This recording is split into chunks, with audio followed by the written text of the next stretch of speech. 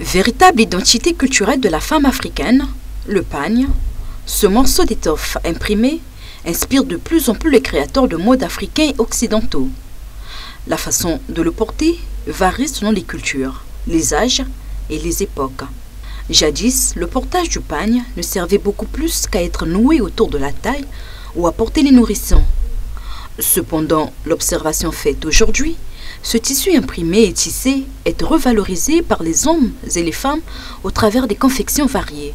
La valeur du pagne africain aujourd'hui, ça revalorise la femme africaine réellement. Et c'est vrai, ce n'est pas seulement les Africains qui portent, mais par rapport à son identité, ça va de part et d'autre.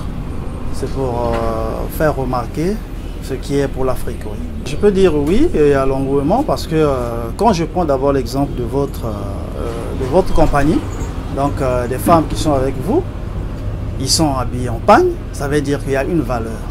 Ici aujourd'hui, les femmes vraiment, quelle que soit sa catégorie, ils aiment toujours porter le pagne parce que c'est pour valoriser vraiment ce qui est africain vraiment.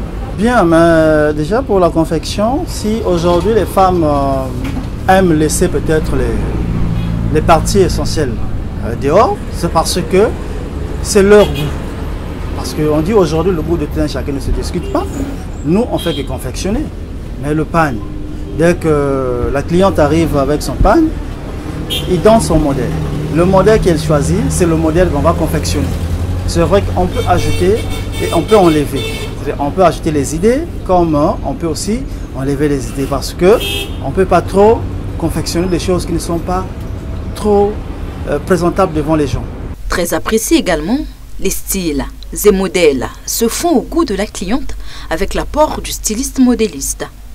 Quand je vois les femmes qui font l'harmonie sur les boucles d'oreilles, sur les paires de chaussures, sur les sacs, ça veut dire que le pagne peut être utilisé autrement pour faire de l'harmonie telle qu'elle veut. Oui, bien sûr, ça dépend de la morphologie de la personne. Parce que une fois que la femme porte une jupe, tu verras qu'elle a une autre morphologie. Si elle est en robe, elle a aussi une autre image. Si elle est en pagne, elle a une autre image. Donc ça dépend de sa cérémonie qu'elle est en train de préparer. Voilà pourquoi ces modèles sont un peu différents, repartis aussi sur leur cérémonie. Moi, je peux conseiller, c'est que pour les femmes, ça serait mieux de porter le pagne et non de porter des choses qu'on voit souvent, surtout avec les séries.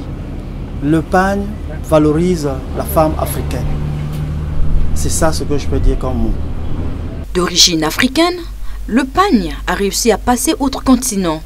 Il n'est pas rare de voir certains artistes, musiciens afro-américains revaloriser le pagne dans les vidéoclips, prestations en public et autres.